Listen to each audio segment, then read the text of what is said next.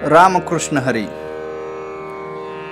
योग याग विधी येणे नोहे सिद्धी, वायांची उपाधी दंभधर्म। भावेविन देव न कळे निसंदेह, गुरुविन अनुभव कैसा कळे। तपेविन दैवत धिदल्याविन प्राप्त, गुजेविन हित कोण सांगे। ज्ञानदेव सांगे दृष्टांताची मात, साधूंचे संगती तर नोपाय। या हरिपाठाच्या अभंगामध्ये माऊली सांगतात की अष्टांग योग याग व विधी केल्याने कोणती सिद्धी व हरीची प्राप्ती होणार नाही।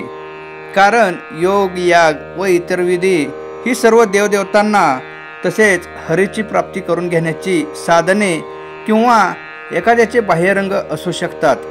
ही दूरची साधने आहेत।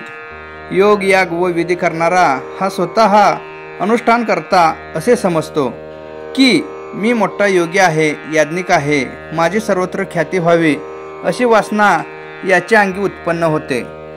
तसेच त्याच्या अंगी दंभ निर्माण होतो। ती वासना दंभ पूर्ण होण्याच्या इच्छेने योग यज्ञ करत असतो। हे हरिप्राप्ती करण्याची साधने नाहीत। कारण वासना दंभ निर्माण झाला की जीव वाया जातो व त्याच्या अंगी पीडा निर्माण होत असते। असे बरेच यज्ञ याग रावण व त्याच्या मुलांनी केले होते, परंतु त्याचा त्यांना उपयोग झाला नाही। पुढे माऊली सांगतात की जर का देव हरी समजून घ्यायचा असेल, त्याची प्राप्ती करून घ्यायची असेल, तर तो भावा वाचून साधकास कसा कळेल।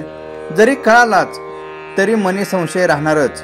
म्हणूनच देव कळण्यासाठी व समजून घेण्यासाठी सद्गुरूची आवश्यकता असते। सद्गुरू असेल तरच ते आपल्याला देव समजून सांगतात व प्राप्त करून देतात। सद्गुरूशिवाय ते ज्ञान होणे अशक्यच।